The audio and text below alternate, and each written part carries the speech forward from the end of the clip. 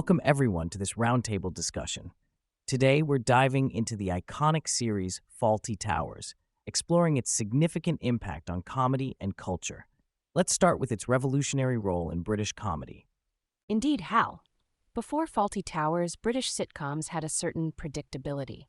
John Cleese and company completely disrupted that, setting new standards in storytelling and humor. That's a great point, Amelia. Cleese's approach was groundbreaking. His pacing, the way he structured jokes, the tension, it was all unlike anything seen in sitcom writing at the time. While I agree on the innovation front, I sometimes feel we overstate its uniqueness. There were other shows pushing boundaries, maybe not as successfully, but they were there. I have to interrupt, Lenny. What Fawlty Towers did for character development, especially with Basil Fawlty, was ahead of its time. It's hard to find such a dynamically flawed character in earlier sitcoms, which made it unique.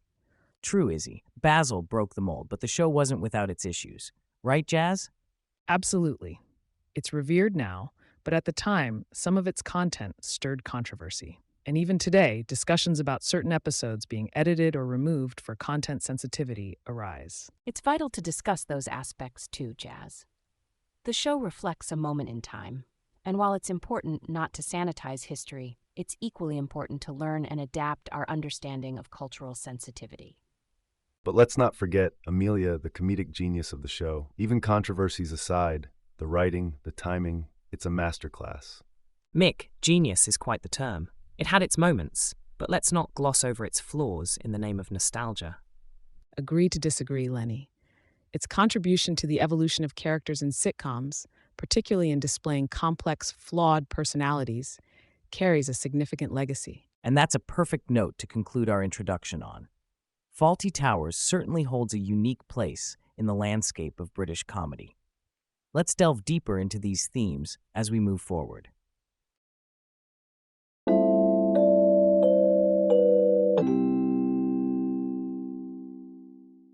Welcome, everyone. Let's dive right in by looking at the landscape of British comedy before Fawlty Towers. Amelia, can you set the scene for us? Certainly. Before Fawlty Towers, British comedy was very much about the lighthearted, the slapstick, and the traditional. It hinged on a more gentle humor, often avoiding the real bite or cynicism that Fawlty Towers embraced wholeheartedly. I'm going to jump in here. While that's true, Amelia, I think it somewhat oversimplifies things. The 70s had its share of edgy, boundary-pushing shows. What Fawlty Towers did wasn't completely new in terms of edginess, but how it concentrated its satire and absurdity was. Lenny has a point. It's the concentration and the relentless pace of its humor that set Fawlty Towers apart. John Cleese and Connie Booth weren't just taking shots at hotel service. They were skewering British society, class structure, and much more, all at a pace that was unheard of. And let's not forget the innovation in storytelling. Fawlty Towers broke away from the overly simplistic narratives common at the time. Cleese's methodology in constructing those tightly wound yet explosively funny plots was revolutionary. Mick, I particularly agree on the point about pace and societal skewering. However, I feel it's vital to acknowledge that this innovation stood on the shoulders of what came before. It was evolutionary as much as it was revolutionary. Evolutionary, yes, but the leap was significant. I mean, we're talking about a show that didn't just push the envelope, it tore it to shreds. The uniqueness of its humor, especially through Basil Fawlty's character, was a bold departure from the norm. I do wonder, though, if we sometimes give too much credit to Fawlty Towers for revolutionizing British humor. It was groundbreaking, yes, but humor is an ever-evolving beast. Cleese himself was influenced by what came before him. Influences aside, the show's impact on the portrayal of flawed characters and uncomfortable situations was undeniable. It showcased vulnerabilities and absurdities in a way that resonated deeply with the audience, thereby setting new standards for comedic characters. It seems we're circling around a consensus that while Fawlty Towers wasn't created in a vacuum, its approach to comedy, character depth, and pacing made it a pioneer of its time. Exactly, Hal. It's about recognizing the lineage of British comedy while also giving Fawlty Towers its due for reshaping expectations and paving new directions. I'll concede that the show was a turning point. But let's not paint it as the be-all and end-all of British comedy. It was a brilliant gem, but one among many in a rich comedic tradition. Even if it's one among many, Lenny, its brilliance cannot be understated. The meticulous attention to detail in its writing and execution remains a masterclass in sitcom creation. And let's not overlook the cultural critique embedded within its humor. Fawlty Towers was more than just laughs. It was a mirror to society, reflecting the absurdities of human nature and institutions. Well, I think that sets us off brilliantly. It's clear Fawlty Towers was both a product of its time and a comedic innovator that left a lasting impact. Let's delve deeper into how it achieved that in our next segment.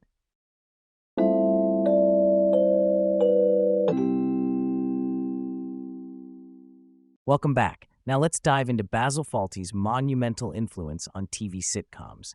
Mick, your thoughts? Basil is more than just a funny character. He's a seismic shift in comedic storytelling. Cleese crafted him with a complexity that was unheard of. It's the depth of Basil's flaws that makes him so influential. I agree on the complexity, but I'm concerned about what Basil represented. His type of humor, often at the expense of others, especially his displays of masculinity intertwined with aggression, it's problematic. It set a precedent, but at what cost? But that's exactly it, Izzy.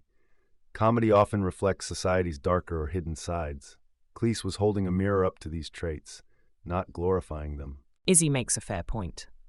Beyond his complexities, Basil's character often strayed into reinforcing negative stereotypes. His humor doesn't always translate well into modern context, which speaks volumes about his impact, not all positive. Interesting perspectives. Mick, Lenny, does this character embodiment add a layer to the directing challenges then? Absolutely, Hal. The genius of Cleese's performance is not just in the script, but in the physical comedy, the timing. Directing such a character requires a keen eye for balancing the absurd with moments of vulnerability. And those vulnerabilities, Izzy, could they be what redeems his character, or at least makes him relatable? To an extent, yes. His vulnerability does humanize him, but it's a fine line. The question is whether the audience laughs with him at his flaws or at those he ridicules. That balance is crucial. But let's not forget, the show did push boundaries. It dared to explore themes and character flaws that were very much real. Yes, it's not perfect by today's standards, but it was pioneering. Pioneering, maybe. But we can't overlook the cultural implications of such a portrayal. It mattered then and it matters now how these characters shape societal views. And yet, his influence on modern sitcoms is undeniable. The flawed, complex character has become a staple, in part because of Basil. It's a testament to Cleese's genius. It's clear that Basil Fawlty isn't just a character. He's a lens through which we can explore broader issues. This debate shows just how layered and provocative Fawlty Towers continues to be. Let's keep this critical eye as we move forward. Next up, we're discussing the role and portrayal of women in the series, a topic I'm sure will generate just as much passion.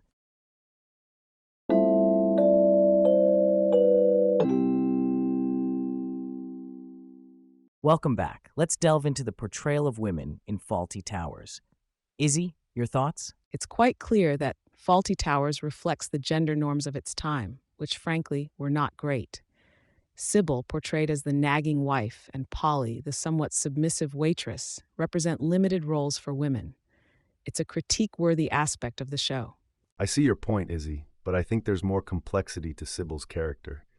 Yes, she's seen as nagging, but isn't she also the only truly competent one?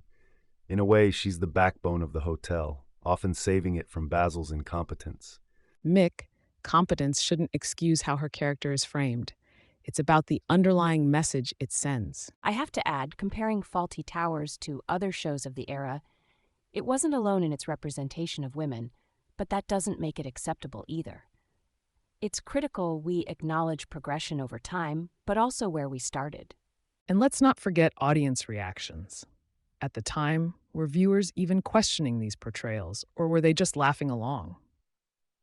It's vital to explore how these character types were received and how that reception allowed such stereotypes to persist in media. That's all good and well, but you're viewing a 1970s series through a contemporary lens. For its time, Fawlty Towers was groundbreaking, even in its dealings with gender. Can we really fault it by today's standards? Lenny, acknowledging the progress doesn't mean we ignore the flaws. It's not about faulting it by today's standards, but recognizing its deficiencies to understand how far we've come. A fair point. The debate about cultural context versus timeless values is always challenging. And let's not overlook Polly's agency within the show. Yes, she was often put in ridiculous situations, but she also had moments of assertiveness that broke from typical portrayals of women. Even so, Mick, moments of assertiveness don't fully redeem the show's overall portrayal of women. It's that nuanced lens we need to keep when critiquing media from any era. Right, Jazz. Acknowledging individual episodes or scenes that did it right doesn't absolve the overarching narrative and character dynamics baked into the show.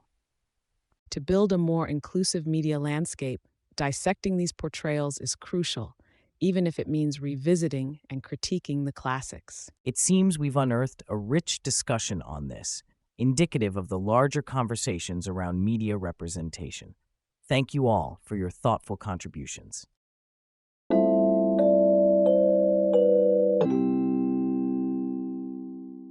All right, diving into the heart of British humor and its global implications, Fawlty Towers has been pivotal.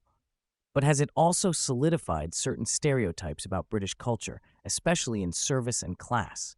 Lenny, your thoughts? Well, Hal, the show unquestionably magnified the eccentricity of British service, making the inefficiency and snobbery almost endearing. But therein lies the risk, right? It plays into the broader stereotype of the British being somewhat aloof and incompetent in service sectors. I see your point, Lenny, but I think there's a layer you're missing. It's not just about cementing stereotypes, but also about how the show pokes fun at them. It turns the lens back on the audience, making us laugh at the absurdity of our own perceptions. Jazz, while I appreciate your optimism, I can't help but think about the portrayal of the class system.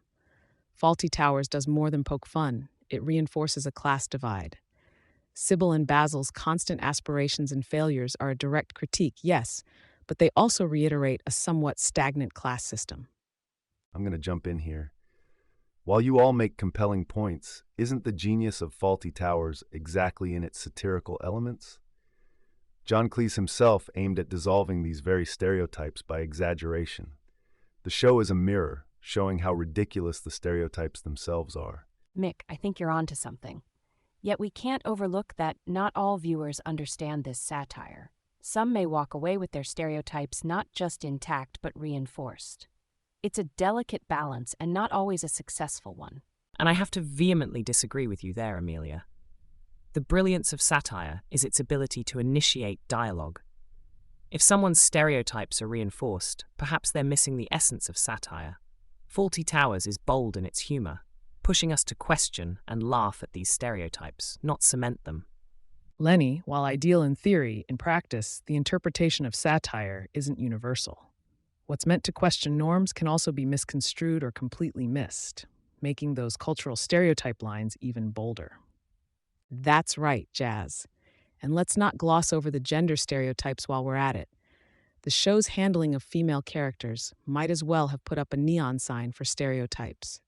So, we're circling around this idea that Fawlty Towers, for all its comedic genius, treads a very fine line between dismantling stereotypes and inadvertently reinforcing them. It seems there's a consensus that while the intentions are satirical, the outcomes are nuanced and diverse in reception. Exactly, Hal. And it's that very nuance that has spurred conversations like ours for decades. It confirms the show's complexity and its enduring relevance. And let's not forget, every piece of art is open to interpretation. Fawlty Towers has provided ample fodder for debate, laughter, and analysis, making it a landmark in television history. On that note, let's pivot towards how Fawlty Towers has influenced physical comedy and timing in our next segment. This has been a heated but insightful discussion.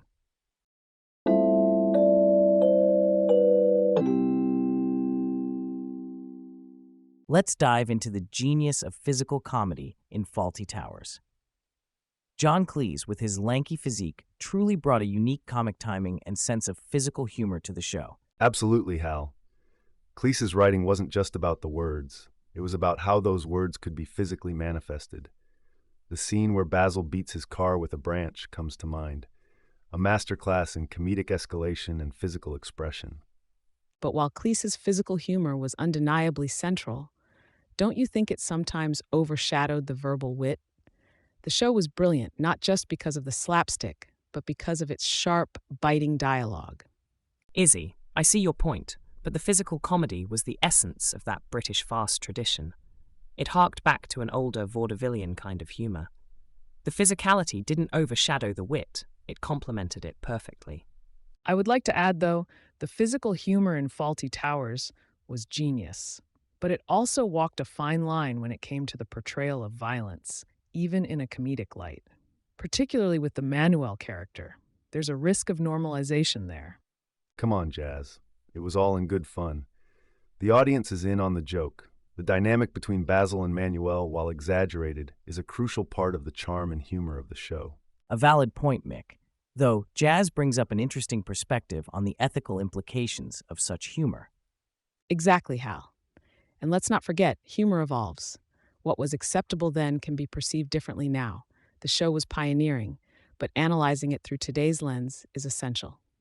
But, haven't we become overly sensitive? Classic comedy is about pushing boundaries. Fawlty Towers did it brilliantly without malice. The physical slapstick was integral, not harmful. Lenny, while I appreciate the artistry behind the physical comedy, acknowledging shifts in societal values is key. What we laugh at says a lot about us as a society. Hence, Jazz and Izzy's point stand. I think we're mixing issues. The physical humor targeted everyone, including Basil himself.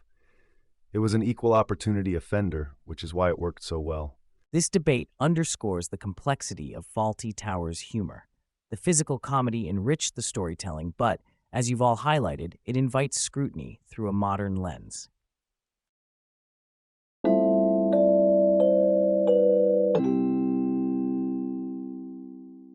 Let's dive into the complex issue of censorship and content sensitivity in Fawlty Towers. Jazz, can you lead us into this? Certainly. There have been episodes pulled from airing due to their content, particularly sensitive racial and ethnic portrayals. This move reflects changing societal values toward inclusivity and respect, which I see as a positive evolution. While I understand the need for sensitivity, I'm slightly wary of retroactively policing humor. Fawlty Towers pushed boundaries, and its brilliance partly lays in its audacity. Are we risking sanitizing history? Mick makes an interesting point about sanitizing, but it's not just about history, it's about the present impact. If content perpetuates harmful stereotypes, it doesn't matter when it was made. The effect is here and now. I want to build on Izzy's point. Historical context matters, but so does evolution in understanding. It's less about censoring and more about contextualizing why certain things were considered acceptable then and are not now. Contextualization is crucial, but complete removal of episodes arguably erases the opportunity for critical engagement and discussion about why those portrayals were harmful. I must jump in here, though. Isn't there a risk in prioritizing the original context and humor over the genuine harm such stereotypes can perpetuate? It's not just about being offended, it's about the message it sends. Fair, Lenny, but comedy has always been about pushing limits. Where do we draw the line without stifling creativity? Creativity can flourish without relying on stereotypes.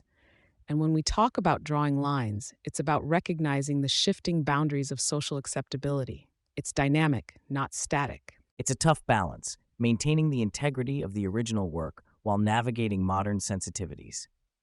Amelia, how do we handle this? It's about dialogue, keeping the conversation open rather than definitive, reassessing, and perhaps providing disclaimers or discussions that frame the content in today's context. That's a pragmatic approach. Removing or editing episodes without any conversation or education does a disservice to understanding how societal values have evolved. Education, yes, but let's not underestimate the impact of what we're implicitly endorsing through these shows. It's a responsibility. A responsibility, indeed. We've circled around this issue from multiple angles, acknowledging the importance of context, the dangers of censorship, and the necessity of evolving with societal values. It seems clear that there's no one-size-fits-all solution, but ongoing dialogue and a willingness to reassess content sensitively.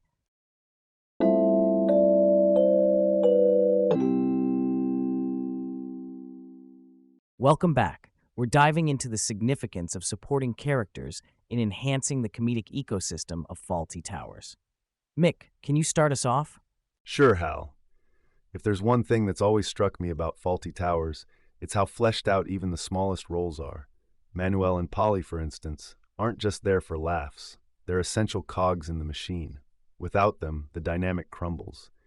Manuel's misunderstandings and Polly's sanity amidst chaos are pure gold. I see your point, Mick, but isn't it troubling how Manuel is portrayed? It's a little discomforting, reflecting on it now. It's less about the ensemble cast complementing each other and more about reinforcing stereotypes, especially with foreign workers. But Izzy, that's exactly the sort of lens we should avoid. The show was a product of its time, and it actually offers a satirical view on these stereotypes. I think what Izzy brings up is valid, though. It's crucial to analyze these shows with a contemporary lens to understand their impact fully. However, the supporting characters do add a richness to the narrative, making it more relatable and dynamic. Amelia has a point, but we can't ignore the brilliance in how these characters were used to drive the comedy forward. Jumping in here, I believe the ensemble's strength lies in their ability to play off Basil's absurdity. Manuel's naivety and Polly's often being the voice of reason create a balance. Without them, Basil would just be a man ranting at guests. But doesn't that hint at a power dynamic that's a bit uncomfortable by today's standards? The humor often comes at Manuel's expense, which could be seen as bullying. Jazz, while that's an interesting take, we also see moments where Manuel is the heart of the show, where his actions, albeit comedic, bring another layer to the story. The ensemble cast, particularly Manuel, brings depth to the comedy, rather than just being the butt of the joke. Depth. I think we're romanticizing it a bit too much. The show has its moments, but let's not forget the underlying issues it presents with its character dynamics. It's clear this is a multifaceted issue. The supporting characters do more than just compliment Basil. They challenge him and the audience's expectations. Exactly, Hal.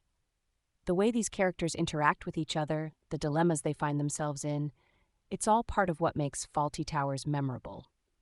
Agreeing with Mick here, it's an ecosystem where every character has their role in the humor, no matter how problematic that might seem today.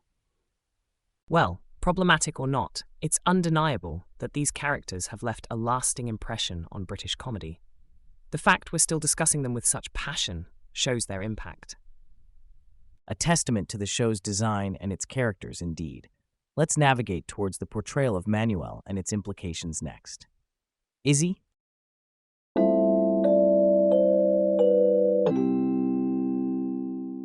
Let's dive into a particularly interesting aspect of Fawlty Towers, the episodes without Manuel, the Spanish waiter. The dynamics of the show clearly shifted in his absence. Izzy, you've had strong thoughts on this. Start us off? Yes, absolutely.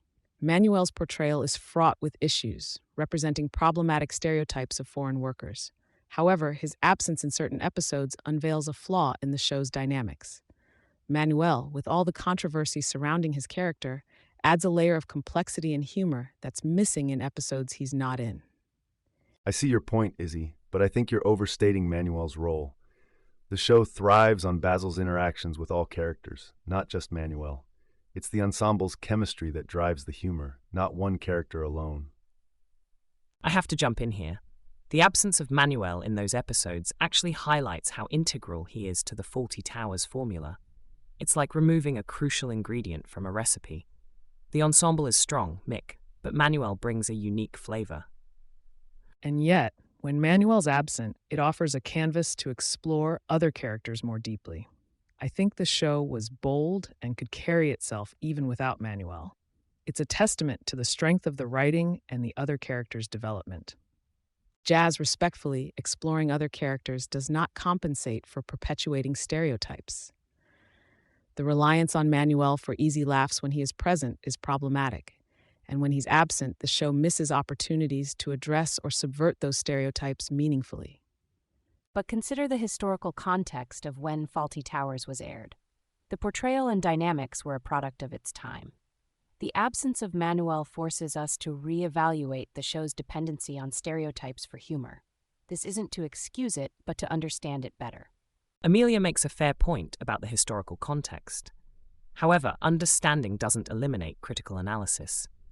The series reflects and perpetuates views on foreign workers that, with or without Manuel, opens up a critical discourse on how we engage with such media today. Critique is valid, but let's not undermine the creative genius at play. The ensemble, with or without Manuel, showcased a level of comedic sophistication that kept the show versatile and engaging. It's clear Manuel's character is a double-edged sword, bringing humor but also controversy. This debate underscores the complexity of Fawlty Towers as a cultural artifact. It's not just about the laughs, but also what's being laughed at and why.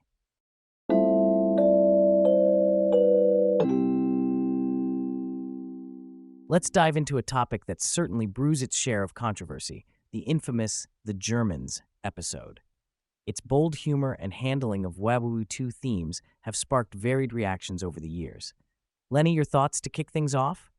Well, Hal, from a British culture perspective, it was groundbreaking. But let's not skirt around the fact that its humor, seen through today's lens, can be cringeworthy. At the time, it touched on a barely healed wound, yet it did so with a certain audacity that's characteristic of Fawlty Towers. I appreciate your point, Lenny, and it's vital to contextualize. However, let's not gloss over the episode's problematic aspects. It walks a fine line between satire and reinforcing stereotypes, and not always successfully. We've evolved in recognizing the impact such portrayals can have on audiences, especially in something as sensitive as WW2 themes. I hear you, Izzy, but wasn't that the point? To push boundaries, to make people uncomfortable, and thus reflect? This was the 70s. John Cleese and the team were pioneers in using comedy to tackle subjects no one else would dare touch. It's a masterclass in script writing, even if viewed with criticism today. Mick makes a solid point about the era's context, yet Izzy's concerns remain valid.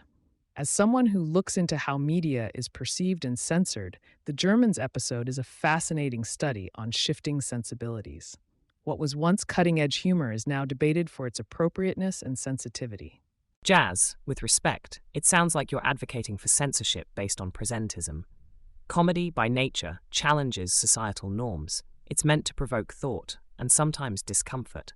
Isn't the point of satire to hold a mirror up to society, warts and all? Lenny, there's a difference between advocating for thoughtful reflection on past works and outright censorship. Acknowledging that some aspects of this episode haven't aged well isn't to dismiss its brilliance outright, but rather to engage with it critically. It seems we're grappling with a significant question. Is it the duty of comedy to confront and unsettle, or should it tread carefully around historical and cultural sensitivities? And how does that reflect on Fawlty Towers today? That's a provocative question, Hal. As a television historian, I maintain that understanding the context in which something was created is crucial. Fawlty Towers, the Germans episode included, serves as a cultural artifact, providing insight into the humor and societal attitudes of its time. Well said, Amelia. But let's not forget, at its core, Fawlty Towers and episodes like The Germans aim to entertain while subtly commenting on the human condition. Subtlety is subjective, Mick, and while entertainment is a primary goal, the impact such content has cannot be understated, especially on those still grappling with the historical context it parodies. It appears we've circled back to the age-old debate of comedy's role and responsibilities. The Germans exemplifies the challenges faced when episodes that once broke barriers now raise questions about taste and tolerance. Indeed, Jazz. And this is why Fawlty Towers remains ever relevant and worthy of discussion. It exists on this razor's edge of comedy and controversy, making us question not just the past, but our present understanding of humor and sensitivity. Thank you, everyone, for a passionate and enlightening debate on this segment.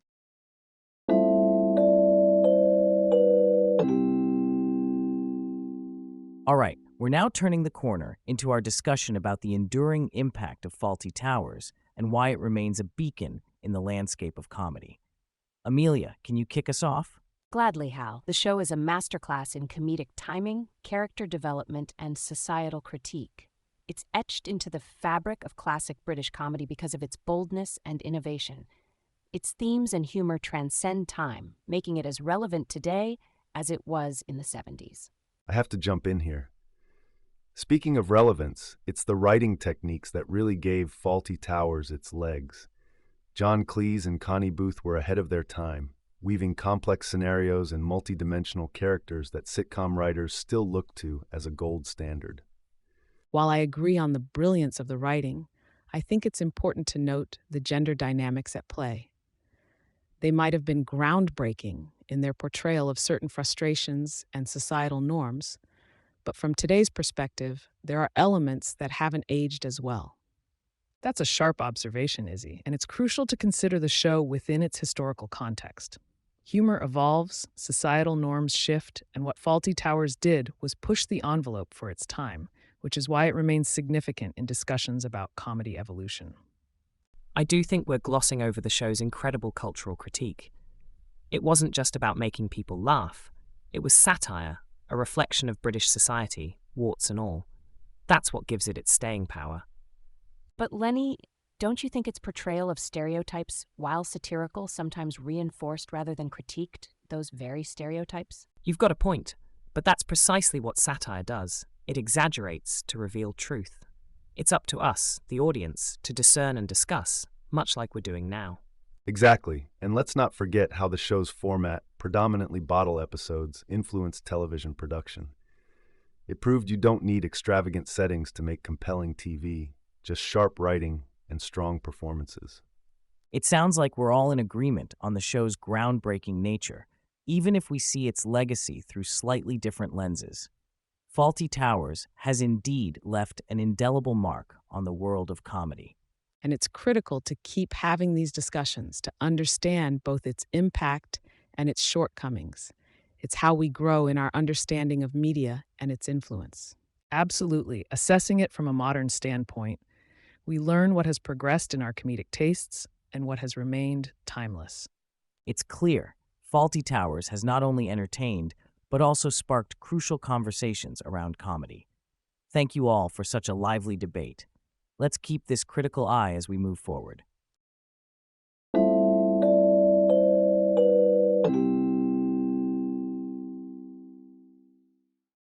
Well, we've journeyed through the labyrinth of Fawlty Towers' legacy.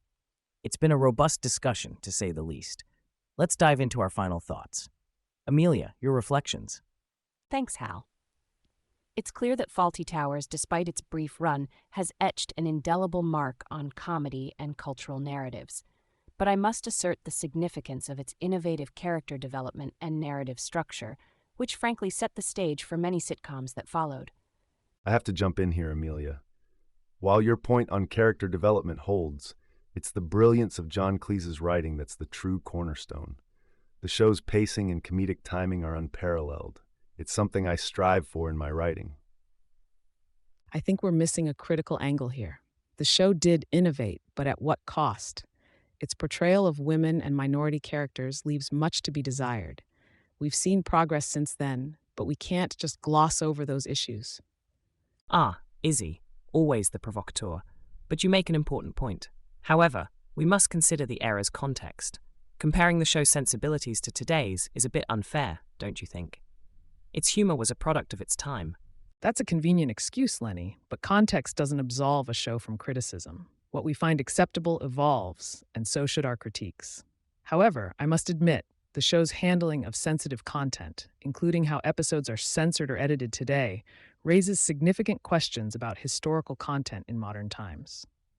A spirited exchange, but let's focus on why we believe Fawlty Towers remains relevant. Jazz, extend on that? Certainly, Hal. The relevance lies in its continuous dialogue with present sensibilities. Yes, it was of its time, but it offers a lens to view, critique, and sometimes appreciate how far we've come culturally and in comedy. It's a testament to its genius that we're still discussing, laughing, and learning from it. And let's not forget the sheer craft of the show. Writers today, myself included, still dissect its episodes to understand the mechanics of great comedy writing. It's a masterclass in sitcom structure. Craft aside, I can't help but stand firm on my stance about its cultural implications. The brilliance of the comedy can't fully eclipse its problematic aspects. Yet, I concede that it prompts important discussions about growth and the shifting boundaries of humor. Well, I suppose the friction between our views is what keeps the legacy of Fawlty Towers so alive and intriguing. Its complexity, its flaws, and its triumphs make it a fertile ground for debate. Exactly, Lenny. Its impact on television history is undeniable. Whether for its writing, character development, or the controversies it stirs, Fawlty Towers endures because it became more than just a show. It's a cultural artifact. And on that note of spirited consensus and conflict, we conclude our roundtable. It's clear that Fawlty Towers, with all its facets, continues to be a touchstone in comedy and cultural discussion. Thank you, Amelia, Mick, Izzy, Jazz, and Lenny, for a thought-provoking discussion.